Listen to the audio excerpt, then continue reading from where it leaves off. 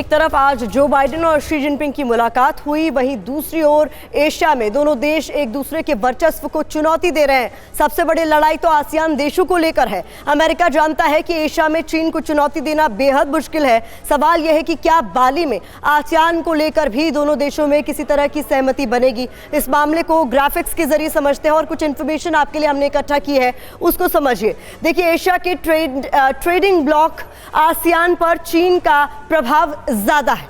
ऐसे में महत्वपूर्ण जानकारी है कि ज्यादातर आसियान देश अमेरिका की नीतियों से नाराज चलते रहे हैं।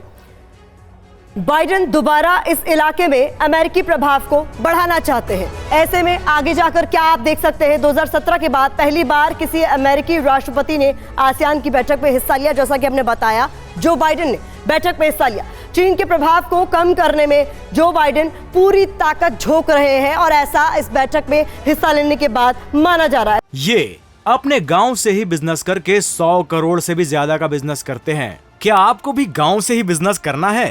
तो फ्रीडम ऐप को अभी डाउनलोड कीजिए। बाइडेन की प्रशासनिक रणनीति में हिंद प्रशांत केंद्र में रहे, तो ये बैठक में शामिल होने के बाद कयास लगाए जा रहे हैं कि पूरा जोर जो बाइडेन की तरफ से लगाया गया। जिनपिंग की आक्रामक विदेश नीति बाइडेन के लिए एक बड़ी चुनौती है। रुक करना चाहूंगी मनीषा अपने संवाददाता का। मनीष, कुल मिलाकर जो बाइडेन की तरफ से इस बैठक में शामिल होना इशारा करता है कि वर्ल्ड पॉलिटिक्स में चीन के प्रभुत्व को तोड़ने की कहीं ना कहीं कोशिश अब अमेरिका करना चाहता है। देखिए, जो बाइडेन जिस तरह के व्यक्तित्व हैं, उनको विदेश नीति वैसे भी बहुत पसंद आती है और इसलिए इस तरह के मंच पर आकर वो एक बार फिर से बताना चाहते हैं कि अमेरिका सब देशों को साथ लेकर चलना चाहता है। लेकिन सवाल यह है कि बाइडेन साहब ने अपने लिए बहुत सारे फ्रंट एक साथ खोल दिए हैं। रूस यूक्रेन का युद्ध चल रहा है, उन्हें पुतिन से भी निपटना है। वहीं वो हिंद प्रशांत क्षेत्र में ताइवान के मुद्दे पर शी जिनपिंग से भी भिड़ना चाहते हैं। एक साथ क्या अमेरिका पुतिन और जिनपिंग को, रूस और चीन को संभाल पाएगा? क्योंकि आज की तारीख में अमेरिका को अपनी भी स्थिति मजबूत करनी है।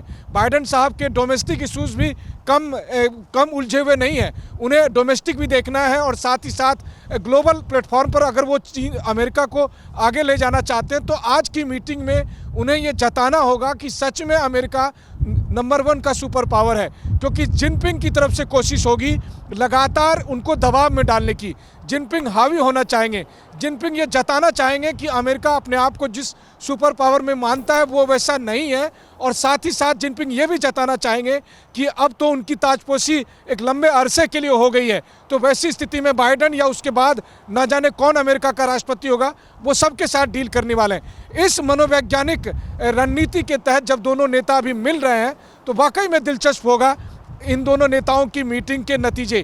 क्योंकि अगर अमेरिका जिनपिंग को साफ तौर पर यह कहता है कि वो ताइवान का साथ नहीं देगा, तो सोचिए कि जिनपिंग ने जो वादा किया है कि ताइवान के लिए वो युद्ध लड़ने को तैयार है, तो फिर कैसा माहौल बनेगा और वैसी स्थिति में कौन किसके साथ होगा।